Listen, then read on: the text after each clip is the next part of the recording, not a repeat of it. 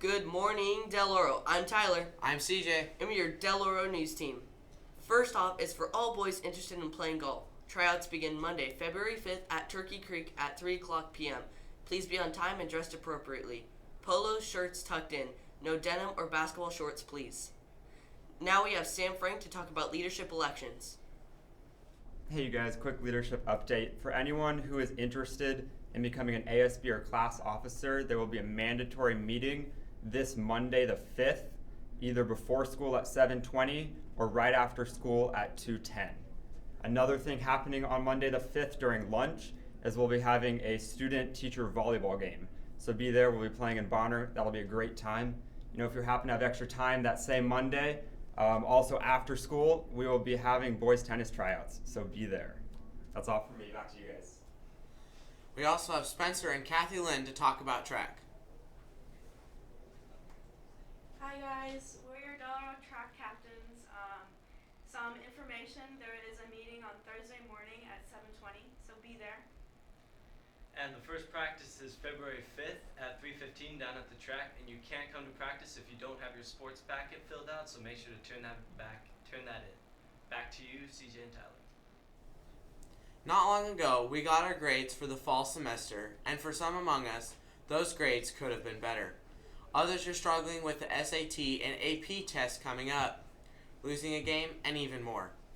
When you think of failure, what do you think of? Will Smith thinks we should look at failure in a new way. Let's watch. I love this one. Fail early, fail often, fail forward. It's always a little bit frustrating to me when people have a negative relationship with failure. Failure is a massive part of being able to be successful. You have to get comfortable with failure. You have to actually seek failure. Failure is where all of the lessons are. You know, when you go to the gym and you work out, you're actually seeking failure. You want to take your muscles to the point where you get to failure, because that's where the adaptation is. That's where growth is. Successful people fail a lot. They fail a whole lot more than they succeed, but they extract the lessons from the failure, and they use that the energy, and they use the wisdom to come around to the next phase of success. You gotta take a shot. You have to live at the edge of your capabilities. You gotta live where you're almost certain you're going to fail. That's the reason for practice. Practice is controlled failure. You're getting to your limit, getting to your limit, getting to your limit.